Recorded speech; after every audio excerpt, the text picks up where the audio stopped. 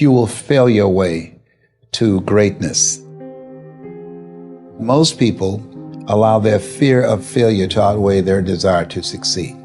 When you're willing to fail again and again and again, when you make up your mind to become unstoppable, when you make up your mind to become a no matter what person, then that will then give birth to a part of yourself that you don't know right now.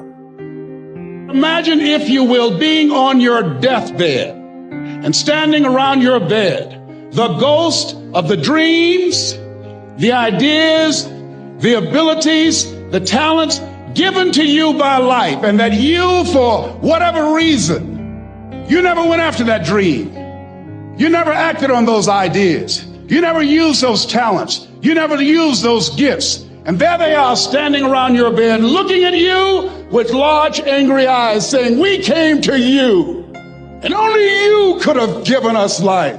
And now we must die with you forever."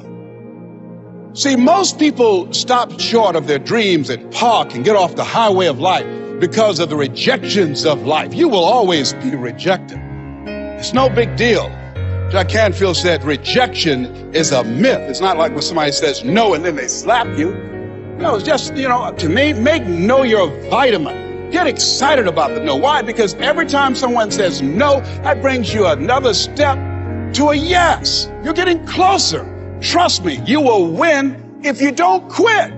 You will win if you don't quit. Even a broke clock is right twice a day. As you go through the challenges of life and you look at it and embrace whatever comes to you, don't run from it. Step toward it. Don't try and duck it like most people do. See, most people want it easy. See, if easy come, easy what? Easy go. See, but when you go at what you're going to deal with and you deal with the difficulties of it, when you handle those hard things close at hand, making those hard decisions right now that you don't want to make, learning those things that you don't like to do, but you know that in order for you to get where you want to go, this is one of the hoops that you have to flip through. And I'm saying to you, whatever you got to do, do it, because if you don't, life is going to whoop you until you surrender. You have something that you brought to the universe, and that if you decide that my life deserves my developing this, what I do well, and becoming the best at it, and mastering myself, and seeing what I have within me, if you decide to drop your buckets where you are and develop your gifts, I grant you, you'll never ever be without. I grant you that your gifts will take you places that will literally amaze you. I grant you that if you begin to work to develop your gifts, you'll develop a strong sense of happiness. You'll get a larger vision of yourself, because part of beginning to get a larger vision of yourself, all of us need some area of our lives where we can have a feeling of competence. That people know when they think about this area, that's something you do. That you eat and sleep that. And that you do that. You do that. Changing is not easy. That changing your life, changing habits, reinventing yourself, picking yourself up after life has knocked you flat on your back. I've got to say, when life knocked you down, try and land on your back, because if you could look up, you could get up. Well, that sounds cute, but that's not easy. When I was diagnosed with prostate cancer 17 years ago, that first time that happened, I said, hey, I can handle this. Then when it came back a year later, last year, 17 years later, and this time it metastasized to 7 areas of my body and ate 40% of my T1 vertebrae. Now the stakes are higher. Is this life saying, okay, Mr. Motivator, you beat cancer the first time. What you gonna do now? I started laughing. The doctor told me, he said, why are you laughing? Are you in denial? I said, no. I said, I feel like Mother Teresa. He said, what do you mean? She said, Lord, I know you know how much I can bear.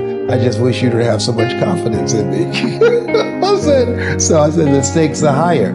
So I've got to dig in and got to fight more, because at the end of the day, life is a fight for territory.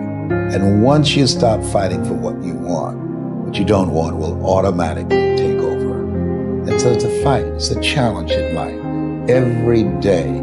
And what we have to do is embrace it. What we have to do is see it as a project to be worked on. In life, you will always be faced with a series of God-ordained opportunities, brilliantly disguised as problems and challenges. And so I see even cancer as a gift, as a God-ordained opportunity. If you died today, what dreams, what ideas, what talents, what books, what music, what leadership, what voice will die with you? There are a lot of people who are biting their fingers in fear that they might lose their jobs. But there are few people who have decided within themselves, I'm going to make it. Some people aren't waiting to be cut. Some people are moving on their own because they feel within themselves, I've got what it takes to make it. They're not afraid about tomorrow because of how they see themselves, because of what they feel that they deserve, because of what they feel that they can create for themselves. Because these people have decided, as they look at the future, as they look at themselves, there's a way. Where there's a will, there's a way for me to begin to create a way out of no way. And when you have that kind of consciousness, when you have that kind of spirit, nothing can stop you. Nothing.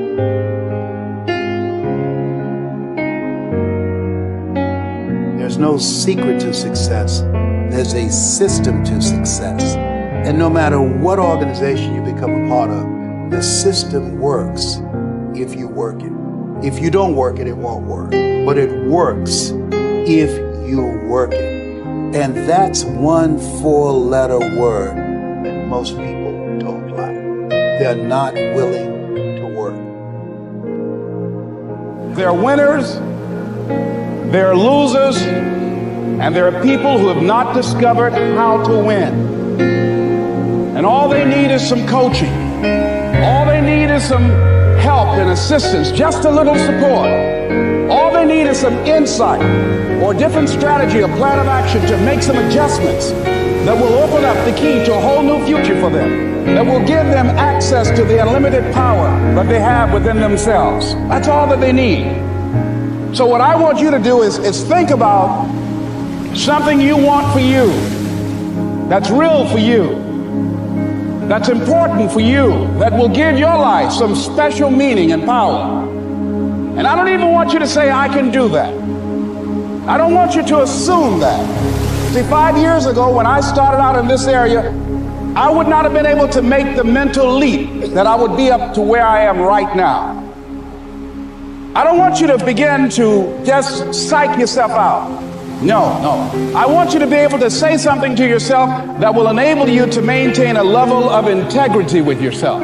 That when you say this, even when you face tremendous setbacks, it will be a benchmark to keep you in the game, to keep you moving forward and experimenting and readjusting your strategy and your plan of action, continuously looking for ways to win. I think we have to reflect on, who am I? Why am I here? What drives me? If I died today, what 3 words would I want said about me if I died today? What is it that defines me? How do I define myself? So I went to the next mode necessary to start talking to people and seeking and asking for what I wanted and leveraging relationships and trying to find out, how do the people do it that went ahead of me? How do they do it? And then what is it I need to do? How is it I need to train myself, to develop myself? What's the resources that will be required in order to make it happen? And as I start seeking out and asking questions, I started running into people who said, I know someone who can help you do that.